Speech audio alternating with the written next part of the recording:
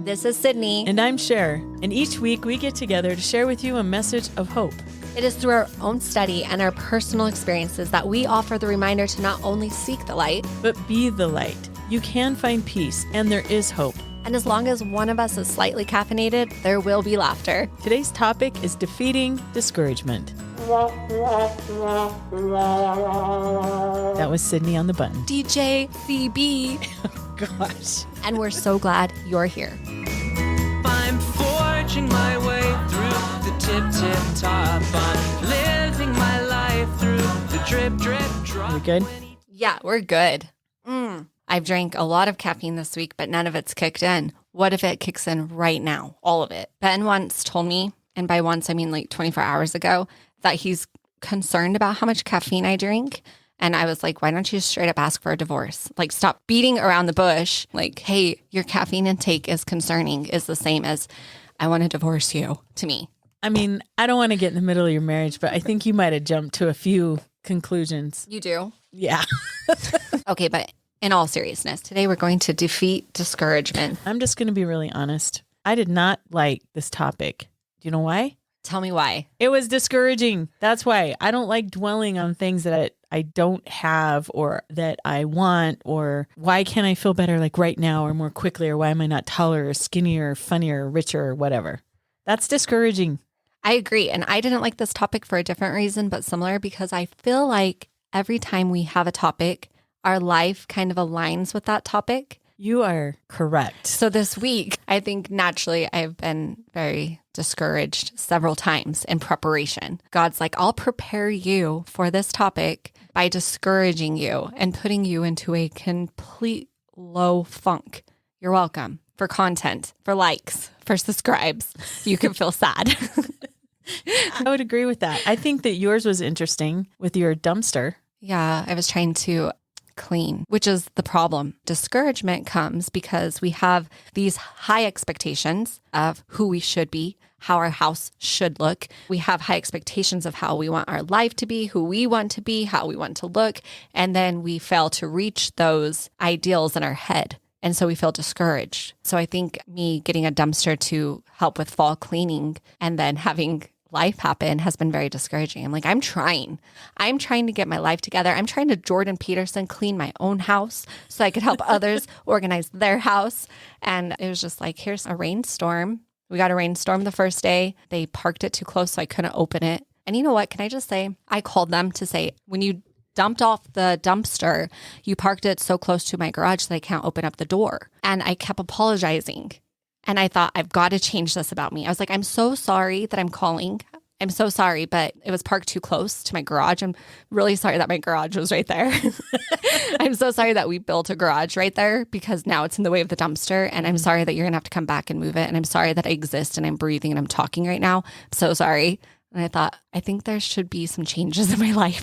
I think sometimes I don't need to apologize for things. Yeah, especially since you didn't put the dumpster there. Well, I did send an email back and I said, Jan, I take back all those apologies. You're such a liar. I thought about it in my head. Talking about the dumpster, I just had this memory of back in the day. I got a phone call at work that my mom was in the hospital because she had broken her hip or leg, or I don't remember. Anyway, she had fallen into the dumpster. No way. You know, the big garbage cans we have. I don't know what she was doing, but the lid flipped shut and it shut her with it. And my dad was in the garage and didn't hear or see. And so she was stuck in the dumpster. And then the neighbor saw her legs sticking out and came and pulled her out. So sometimes life gets us in the dumps or dumpster. It really does. We never let her live that down. That is amazing. Mom went dumpster diving. We just laughed and laughed at her misery. Okay, well, one time, my mother-in-law, when we were doing our home edition, she would take the kids around to the recycle bins and our neighbors. When they were out for pickup, she would put my children in their green dumpsters to get all the cans out so that they could go and get money. Oh. And it was so embarrassing to me. I would look out and little Titus was in somebody's dumpster getting cans out. And I'm like, people are going to be like, wow, that home edition's really putting them under. And one time I took a picture of my mother-in-law and Titus in the recycle bin. And I sent it to Ben to be like, dude, your mom is the next level. And I sent it to her, not Ben. No. Yeah. You seem to do that a lot, I Sydney. do. But don't you worry. I pulled it together and I broke into her car, stole her phone, and deleted the message. And she never knew that happened. So, glad she doesn't know about this podcast. My heart has never raced so much in my life. I was like, You did not really get her phone. I found her keys in the house. This is in not her purse. true. I did. Shut up. Yeah, I did. I found her keys, got into her car, found her phone, deleted I didn't know how to delete one message, so I deleted every conversation we ever had. My name disappeared from the messages. I thought you were lying. No, I did that. I'm going to tell your mother-in-law. Don't. I really love her, and I don't want her to be mad at me. This was like 10, like Wouldn't how she many years think ago? that's funny now? Maybe, but I don't want to gamble. Oh, gosh. Okay, well, back to discouragement. So many dumpster stories. There are a lot of dumpsters. If your life is in the dumps, you're in the right place. We are literally in the dump. Literally. Yep. And so is our family and my small children. Also, if you need any cans picked up, we are collecting them to pay off our home edition. All right, Sydney, what have you got over there about discouragement? I think we should turn to the Bible. That's a good place to start. All right. 1 Kings 19, starting in verse 4. Elijah's under a tree. And it says, and he requested for himself that he might die and said, is it enough now, O Lord? Take away my life, for I am not better than my fathers. And that's pretty depressing. Yeah, that's really discouraging. But who hasn't felt that way under a tree before, where you're just like, is this not enough? Have I not done enough? Can you take me now, please? Kindly. Thank you. And as he lay and slept under a tree, behold, the angel touched him and said unto him, arise and eat. And he looked, and behold, there was a cake baked on the coals. And he did eat and drink and laid him down again. And the angel of the Lord came again a second time and touched him and said, arise and eat, because the journey is too great for thee. And he arose and he did eat and drink. So my conclusion from this is sometimes we just need to eat and drink. Is that good? Specifically eat cake. Yes. I just really love this story because I thought, is there ever a time that the Bible is more familiar to me? Is there ever a story in the Bible that says, listen, it's too much for me. I've had enough. Can you take me now? Is this enough?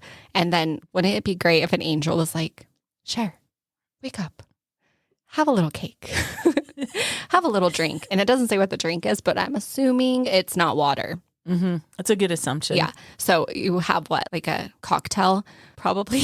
I'm sure it was a cocktail, yeah. And cake. And then you get to take another nap. This is a beautiful story in the Bible. It and I is just really wanted beautiful. to bring it to the front of this podcast to say that sometimes when we're discouraged, we just need a little nap and a cake. And it's in the Bible, so it's true.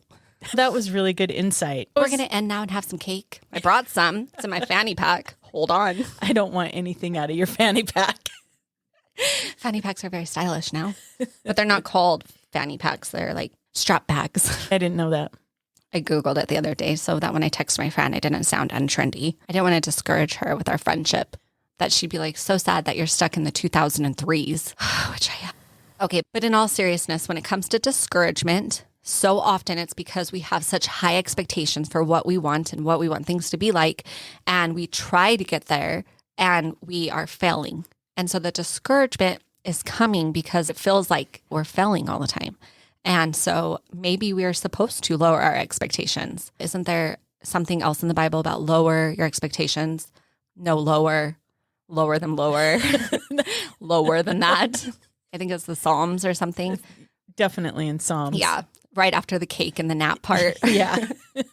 And Neil A. Maxwell has a talk and he quotes a man who says, there is no disappointment we endure one half so great as that we are to ourselves. So sometimes we have these high expectations of who we ought to be, and we're not there yet, and it's discouraging. And he goes on to say, when we have great expectations, and then we must endure the difference between what we could be and what we are, and try to make of that some useful divine discontent, rather than corrosive affliction of the self. So we should have high expectations for ourselves because we have a lot of potential, but we have to look back and reflect on where we were and where we are now. Not, this is what I want to be and I'm so far. That gap is completely out of reach I can't get there. I'm feeling discouraged. Instead of that, we look at who we were and who we're trying to be, and we see that there is improvement, that we have made progress, we have made strides. And it's okay that sometimes we're under a tree and we're like, hey, this is enough. Give me some cake. I love that. And I love reflecting on where you were and where you want to be. And it's not saying that you should just stop and give up, but just keep going, because usually when we look back on our life, we can see improvements. And through all the failures and the disappointments, you can see growth and improvement over time. That's one of the reasons why I love teaching so much, is because in my classroom, I always just felt so blessed and so honored that I got to teach them, and they actually were teaching me the whole time. My students were always such good examples of how to be happy, how to show gratitude for the small and simple things, even though the circumstances they were in definitely were not ideal. And I loved seeing that every single day for 30 years. It was just inspiring. I love that. And I think there's a really fine line, though, also in comparing our trials, because sometimes we think that we have to be happy because someone else's trial is worse than ours. This was something when I was going through therapy that I dealt with. At first, I thought I was entirely too broken, that I had too much happen to me, that there was no way I was ever going to be loved or deserved love, or that I had any worth. And it was crazy, the switch that happened, which I may have talked about this before, but the switch was going from I'm too broken to then feeling this darkness of you haven't had enough happen to you. You're weak. And it's an interesting switch. What it makes me feel like is that we always have a devil on our shoulders trying to disrupt our improvement and trying to disrupt our happiness and trying to fog where we have been and where we're capable of going. Instead, we just completely feel from, well, I've had too much happen to me. I haven't had enough happen to me, instead of just being in the moment of, look what I have accomplished. God is giving me specific trials to go through that are stretching my soul. And what I'm going to do is I'm going to face that, and I'm going to help others along the way. And we help each other. Yeah, exactly. I completely agree. Satan knows how to get you. He knows how to talk down to you. And sometimes we listen to it. But on the flip side of it, God knows what we need in our life to help us grow. And all of those trials are tailor-made just for us, because he loves us and he wants us to reach our full potential. This makes me think of, so how can we battle discouragement? I think the first step is to understand that everybody faces discouragement, no matter where you are in your life, no matter how your family life was growing up, how your family life is now. Everybody faces discouragement. I agree. In my classroom, when my students would start to get extra grumpy or discouraged or just downright unbearable, I had a series of YouTube videos that I would watch with them by Nick Vujicic. And Nick is amazing because he was born without any arms or any legs. We would watch them as a class and take a group of teenagers that were angry or mad about something, and then we'd watch one of his videos and you could just see everything just soften. And one of the things that he said that I just absolutely love is, we may have absolutely no control over what happens to us, but we can control how we respond. If we choose the right attitude, we can rise above whatever challenges we face. So our expectations of how we should be acting, what we want, whatever, are so high that we get discouraged that we're not there yet. But we can switch that to, I'm not there yet, but look at where I have come, look at what I've done so far, and I'm going in the right direction. It's just switching that mindset. I love his inspiring message and his attitude, because it really does make you realize that you can do difficult things and have the right attitude and be happy while you're going through those trials and discouraging times. That made me think about, I'm going to talk about my therapy again, going to get my money's worth. When I was going through therapy, something that would happen is that I thought if I did all of this work and faced every little dark corner of my mind, that I would feel amazing. And that wasn't happening. What was happening is I was feeling really bad, or I would start to feel better and then I would feel worse than before. And so when I think of discouragement, real discouragement in my life, I think of this time. I think of weekly appointments with a therapist where I would weekly talk about the worst of the worst memories that I had and face them to only then feel worse and repeat it weekly. And then not only that, but pay money to do it. And it was very discouraging to go because I wasn't feeling better. Then one day I had the thought come to me of what is my expectation? Am I expecting to feel blissful all the time? And I just am going to live on cloud nine all of the time. That was my expectation. Yes, that is what I want. I want that. Is that so bad? I just want to feel blissful all of the time and happy all of the time and energetic all of the time. And I want my laundry to be perfectly folded and I want my house to be perfectly clean and I want my children to be so happy all of the time. And it was a very humbling realization that I had this expectation that if I went and did the healing process, that I would then be perfectly happy, but I wasn't. And when I was in prayer over this, I had from the Doctrine and Covenants, I found an answer. And this answer came from the prayer of, why am I still here in this dark place? I'm doing what I'm supposed to be doing. I'm reading the books. I'm doing the therapy. I'm doing the yoga and writing in my journal and being grateful. And I am finding that I'm so miserably in a dark place. And I just felt at my lowest. And I read this one sentence that says, therefore, I, the Lord, have suffered you to come unto this place. So what that did for me was it helped me understand that I was in the right place. And I wasn't there by chance or because I wasn't good enough or I was too broken, but I was placed there by the Lord. And that gave me an insight that I wasn't alone and that there were things I was supposed to do while I was in this place. I wasn't a random soul in a random place. I was placed in a place specifically by the Lord and I wasn't alone. And there were things for me to figure out while I was in that place. Since this experience, I have thought when I've listened to poems or biographies or songs that so many people have written some of the most beautiful things while they also were placed in that place. And some of the most beautiful art, the beautiful stories, the beautiful triumphs have come because the Lord has placed them in that place. And why has he placed us there? It's to help us grow and to help us rebuild. Something I've thought a lot about is that for my personal rock bottom of my therapy experience was that I had to look up. There was nowhere else to look. When you are at the very bottom in the pit and it's a vapor of darkness, you have to look up. And I think God allows us to be in that darkness to force us to look up. I think he allows us to be in that darkness because then we stop fighting the direction we want to go and we start following his footsteps.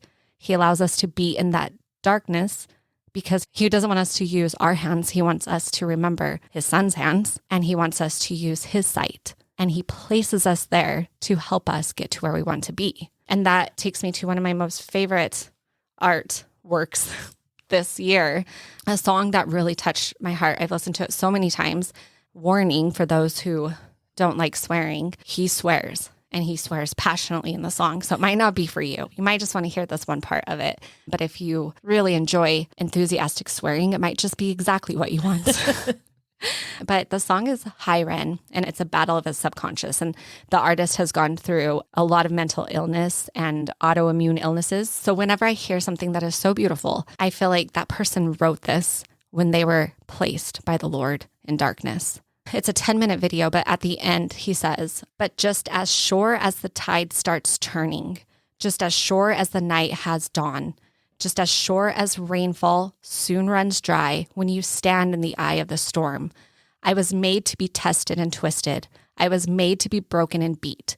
I was made by his hands. It's all part of his plan that I stand on my own 2 feet. And you know me, my will is eternal. And you know me, you've met me before. Face to face with the beast, I will rise from the east and I'll settle on the ocean floor. And I go by many names also. Some people know me as hope.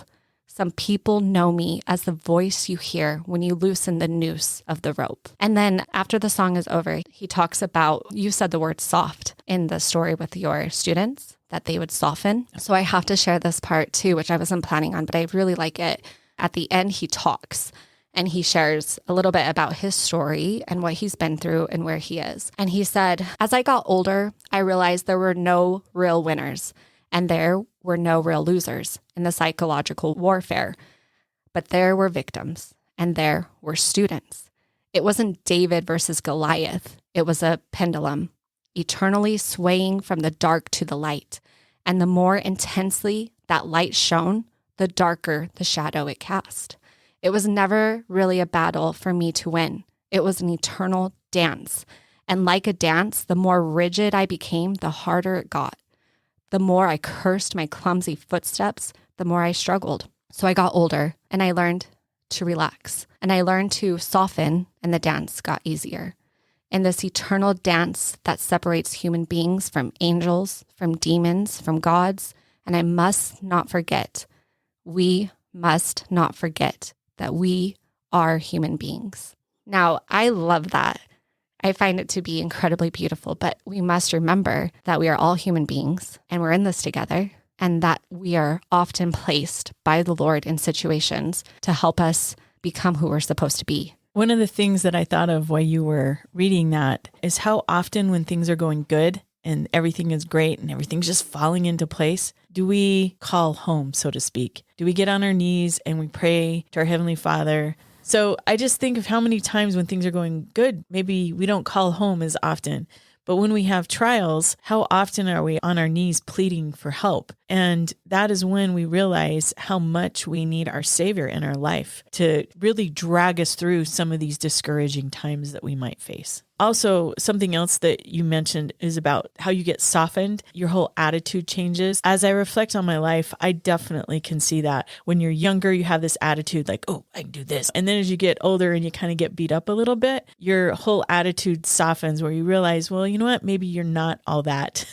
And maybe you can't do everything by yourself, and that you really do need to turn, at least I do, I need to turn to God and ask for help to help me get through all these things. And that is one of the things that when you soften, that God has a way of making you realize that He's there to help you. Yeah, because it humbles us. I think we fight so much. I think we put so much energy into fighting against what's best for us. And what I gathered from his song is that when you soften, you move more freely. I know from experience that that feels like to be stiff and rigid. You're fighting against what is best for you. You're just fighting so hard and like, no, I'm not going to go through this. I'm not going to do it. And if you just let go and say, okay, thy will be done, it's freeing. Exactly. And I feel like, yes, we deserve to feel bliss and happiness, and we will. And when we don't, when we're low, there's something there for us to learn. And that is where we soften. And instead of fighting against the trial that's before us, we soften, we dance with it, and we accept a lesson, because there is a lesson there. And I wish we could just skip it all, but and just have some cake. Yeah, let's go back to the cake and the nap and the drink. I love a tree. Yeah, a good tree. It's a cake. But we all have to go through it. And going back to the quote by Nick Vujicic, how we can't control what happens to us, but we can control our attitude and how we respond. We can always choose the right attitude, which is really hard. It's one of those things that is said so often that it almost is annoying. It is. Yesterday, I was not feeling very well. And if somebody would have said that to me, I think I would have punched them. But it's true. It's my attitude. You're going to have good days and bad days. And there's going to be times that you really feel like you can't change your attitude. Mm-hmm. There's times where we feel so tied up and so heavy with what we're facing that it feels impossible to change your attitude. And sometimes it's not just a quick little, I'm going to write down 3 things that make me feel grateful, and then I'm going to be the best person ever. Sometimes it is days upon days and weeks and even years of darkness. But when you see the light again, the light is going to be just like he said in his song. I like that he uses David and Goliath, because Goliath is huge and casts him a shadow over this little David. And that is how our trials feel and our burdens feel, and depression and anxiety and hopelessness feels. It is a Goliath that we're up against. And so I love that he uses that, but he says that the more intensely the light shone, the darker the shadow it cast. There is a balance. There's the joy and there's the sorrow, and we have to have that, but sometimes we don't want it. True. Give us the cake. We don't want our greens. Absolutely. Let's keep talking about other ways that we can help battle discouragement.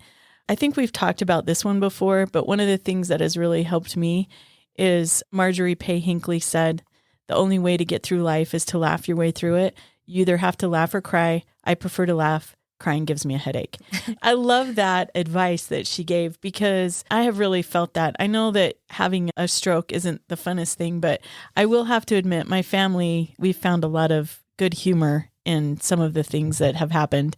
And actually it helps. It helps to laugh and just to kind of push your way through things. And I am grateful for humor and laughter. It brings such joy through discouraging times. Hear, hear. Also, I found it interesting that some of the things I found to battle discouragement is what we have talked about already. I found a lot of things about journaling, having a positive attitude, like we've just mentioned, gratitude, prayer, being in nature, being around uplifting people. I found something by Reina Aberto, and I love this. To battle discouragement, she said, keep it simple. And the things she listed were things like pray and read your scriptures and take time to enjoy your family and friends. I love this one. Get off your phone and look around. That's a good one. Count your blessings. Turn to Jesus, but just keep it simple. Get down to the basics. When you get really discouraged, just maybe cut out the extra noise and just keep it simple. I thought that was really good advice. I love that. I think with our things too, I find that whenever I'm getting a little bit too chaotic, which happens and probably will happen for me for the rest of my life, that I'm in a great zone and then I'm in the not great zone. But every time I'm in a not great zone, I find that a good cleaning does me wonders, whether it's what I'm listening to or reading or just our house. That's why I had a dumpster. I've been in the bad zone and I got a dumpster. That's how I coped.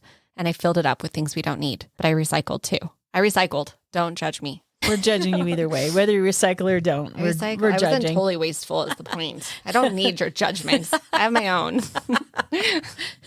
I love that advice about cleaning up the clutter in your life. I'm going to share my favorite one though. I think for me, the biggest and best way, what is that face about? I just had something pulled up and I can't find it, but I'm listening. I want to hear the biggest, best one. I'm But sorry. For me, I'm so it's sorry. okay. It's okay. I wear my emotions on my face. And she just glared at me. You're like, are you having a stroke right now? It's my turn to have a stroke. You're always one-upping me. I know. I'm having 2 strokes at once. Take that, Cher. All right, you win. Okay, I'm gonna be good. I'm gonna be reverent. Yeah, right. Okay, for me, my most favorite one is just having hope. And to me, that is, I think, what has got me through life in general is a hope in something greater. President Uchtdorf said that the adversary uses despair to bind hearts and minds in suffocating darkness. And on the flip side of that, hope is like the beams of sunlight rising up and above the horizon of our present circumstances. It pierces the darkness with a brilliant dawn. It encourages and inspires us to place our trust in the loving care of an eternal Heavenly Father who has prepared a way for those who seek for eternal truth in a world of relativism, confusion, and of fear. So we do live in a world that is confusing and full of fear. That quote's beautiful. It is. I love it. But I love how, like that song, it's the light and the darkness, and that hope is what can pierce that darkness and shine sunlight rising above the horizon in our present circumstances. I love that. I'm going to, if you don't mind, read lyrics to another song. This one you could freely listen to because it does not swear with enthusiasm or without enthusiasm, because it is called Once the Lamb of God. So no swearing. It's clean. Good. This is from Stephen Cat Perry. I remember listening to this as a child, and the lyrics I think are so beautiful. And with that, I will share them with you. See the sheep upon the meadow, quiet and serene, peaceful as if painted on a field of emerald green. And the winds they blow, but they bring no fear, for the sheep well know that the shepherd is near. And they follow this good shepherd, though he leads to distant lands, for they know they are the reason for the scars upon his hands. And they honor their good shepherd for the battles he has fought, for they know that this good shepherd was once the Lamb of God. Some among the flock have wandered, and some were lost for years. But still the shepherd found them, for he tracked them by their tears. And the wolves, they howled, and the sheep, they cried. But the shepherd fought, and the shepherd died. And they mourned for their good shepherd, but their sorrow soon would pass. For at dawn they saw the shepherd walking through the dewy grass. I've always loved these lyrics. I think they're so beautiful, and especially love that it says, for their sorrow soon would pass, and the dawn would come again. And so that just reminded me with what you just said. And I feel like we're just going in a light and darkness kind of situation here because there is discouragement, but there's hope as well. And when all seems lost, when it is dark, God has a way of figuring everything out. And that to me is what brings the light and brings me hope, is that I don't have to worry about all the little details because God's got it. For example, think about the children of Israel. They were slaves, but God said they were going to be free. And they kept hoping and hoping and hoping. And I'm sure it was discouraging. But eventually, look at what God did to get the children of Israel free. He turned water into blood. He sent the frogs. He sent the insects. He sent the hail. He sent the fire, the locusts, the death of the firstborn. He parted the water. He sent manna from heaven because nothing is impossible with God. And that brings me such comfort. And if God can do that, he can certainly heal our heart. Going back again to Nick Vujicic, he said, "I know for certain that God does not make mistakes, but he does make miracles. I am one. You are too." Just think about that. God has made all these creations and we're in this big universe and we're here on this, in comparison to the universe, little planet. And he wants us to live our life and to grow because we're his sons and his daughters, and he wants us to reach our fullest potential. All of that is just a miracle. It's beautiful. I love that so much. And I love that you brought up the children of Israel because I think the next part's important for this topic. It wasn't like all of these miracles, the sea parted and all was well. They were lost in the wilderness right after that for 40 years. That's a long time. I feel that I also have been lost in the wilderness for almost that long, but not quite, but close. And so I feel like that is an important part of the story. But I think that we learn from the story that we are presented with so many miracles and so much joy in our life to only then be lost in our own personal wilderness. And then there's hope again. And then there's wilderness again. And then there is hope again. But we are to not give up. And Neil A. Maxwell has a quote about not giving up and what it means if we are to give up. He says, "Giving up is a denial of the Lord's loving capacity to see us through all these things. Giving up suggests that God is less than he really is. It is a denial of his divine attributes and also a denial of our own possibilities." I love that because the Lord is with us in our wilderness. And he also says, the Lord said to them, "Stand still, and the Lord shall fight for you. Hold your peace." And in each of our lives, there will be moments when we must stand still, hold our peace, let the Lord fight our battles for us. He is with us. Even in the dark, he's placed us there. Even in the wilderness, he has placed us there. And in the Bible, there's times where it talks about people being lost. He says, "But they were not lost unto the Lord, for he knew where they were." And I've always loved that sentence in the different stories because even when I feel I am at my lowest and my darkest place, I know that the Lord has placed me there and he knows where I am, even though I myself feel lost. I completely agree with what you said, that even when we feel lost, the Lord knows where we are. And President Uchtdorf has said, "Hope is not knowledge, but rather the abiding trust that the Lord will fulfill his promises to us." And he goes on to say, we have confidence in him. And we know that he's going to help us get through hard and difficult times. And I think it's important to remember, at least it is for me, to keep that front and center when I'm going through discouraging times. The Lord has this, and that even though I may be stuck in the wilderness, he's going to help me find a way out. Also, when we were planning and discussing the word discouragement, we both had different words that would come to our mind. Yours was hope, and I was thinking of endurance. And after I left chatting with you for a minute, it came to me that the core word is courage. And I then thought of encouragement. And so I thought about how do we really overcome discouragement? And I think it's by having courage to keep going, to keep trying, especially when we keep feeling like we're failing over and over or that we're just not measuring up. We have to have the courage to continue, the courage to believe, the courage to hope. So our final thought is there is a movie, The Secondhand Lions. Have you ever seen that movie? It's been so long that I don't remember it. I know. I can't remember if I watched it or not. I cannot remember it at all. I tried to find this quote because it came to me and I couldn't remember the name. And then I remembered my father-in-law loved this quote and he sent it to me. So someone needed to hear this. Maybe me. Maybe you. I remember that there was a grandpa, I believe, talking to a young boy at this time, or I'm so wrong and I don't recall. But he says, sometimes the things that may or may not be true are the things a man needs to believe in the most. That people are basically good, that honor, courage, and virtue mean everything, that power and money mean nothing, that good always triumphs over evil.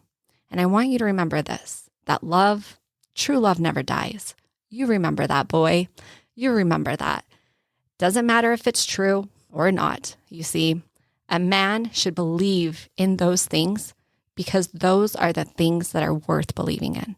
And it's worth believing that if you have courage, that you can overcome discouragement. It's worth believing that when you're in the darkest moments, that the Lord has placed you there.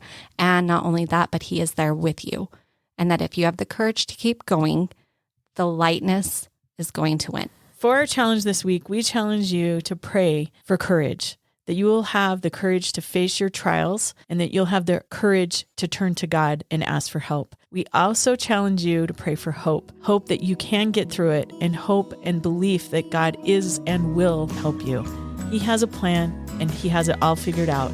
Have hope and courage that he'll take care of it. And have some cake and a nap and get through your wilderness. Which sounds a lot easier. Not if you don't bake. I don't bake. Have a great week. I'm forging my way through the tip top. I'm living my life through the drip drop. When eternity's plan, I just can't stop. I'm making my way through the drip drop.